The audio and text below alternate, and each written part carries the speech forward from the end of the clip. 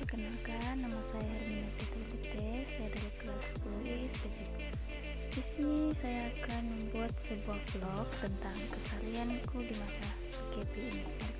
Oke, untuk yang pertama adalah untuk membersihkan kamar. Oke, di sini kita juga jangan melupakan memakai masker. Karena kesehatan adalah kekayaan terbesar yang memberi nikmat dan kebahagiaan atau nikmat kehidupan di sepanjang hari.